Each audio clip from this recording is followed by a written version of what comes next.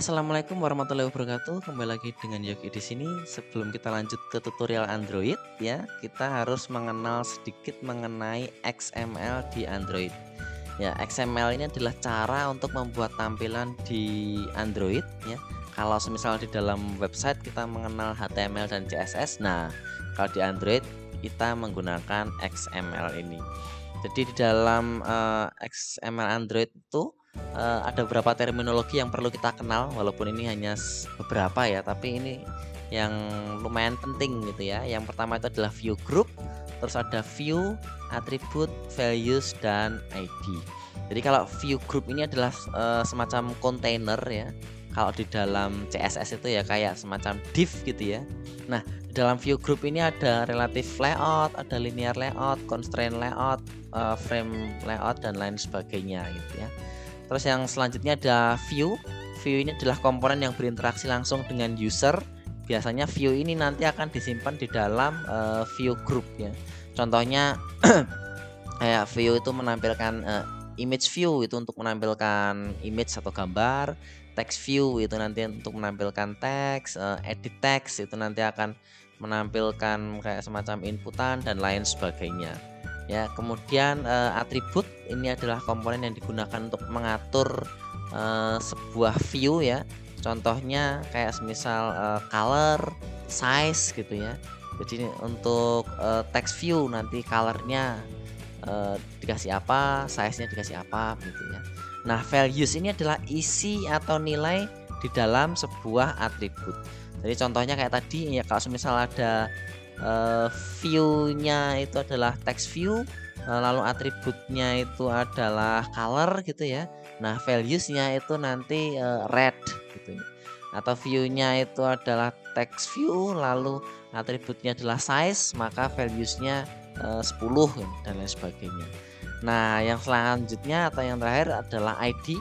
ID ini adalah penanda dan pembeda dari satu view ke view yang lain. Ya. Selanjutnya ini adalah struktur pada XML. Jadi kalau semisal kita membuat sebuah kontainer view group gitu ya, di dalam view group ini nanti bisa ada view, bisa juga ada view group yang lain. Hanya saja kalau di dalam view group ada view group seperti ini yang biasa disebut dengan nested ya. Nah, kalau ada nested ini biasanya akan memakan resource yang lumayan besar ya, karena dia harus di load beberapa kali nanti ya. Makanya untuk mengatasi ini ada constraint view ya. Jadi kalau di dalam view group ini ada contohnya tadi kan saya bilang ada relative layout, linear layout, constraint layout. Nah, constraint layout itu salah satu fungsinya untuk mengatasi nested di dalam view group seperti ini. Dalam view group yang sini nanti juga ada view atau ada view group yang lainnya juga. Ini adalah contohnya. Nah, jadi di sini ada linear layout itu view groupnya. Nah, di dalam view group ini nanti akan ada view ya, contohnya text view, ada button, kemudian di sini ada ID ya. ID-nya ini apa? ID text, ini ada ID-nya ID button, kemudian ada atribut di sini layout width-nya, terus values-nya adalah wrap content. Terus ada button di sini contohnya text-nya itu atributnya. Lalu hello I am a button ini values-nya ya. Nanti akan muncul sebuah tombol button yang ada tulisannya hello I am button.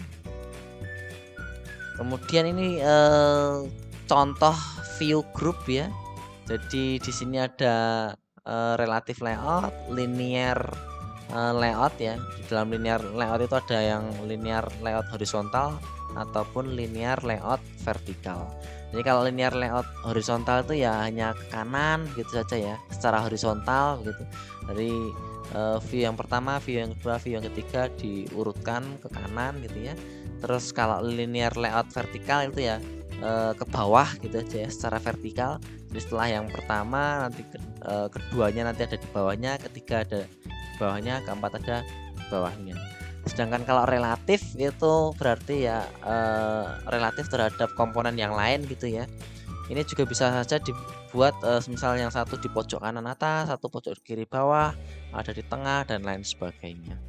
Kalau yang constraint layout itu mirip dengan relative layout, sama ya, sama, hanya saja nanti ada sedikit pengaturan yang lain. Untuk frame layout mungkin belum kita bahas untuk saat ini. Oke, itu saja yang dapat saya sampaikan untuk penjelasan sedikit mengenai XML. Kita akan lanjut di video berikutnya.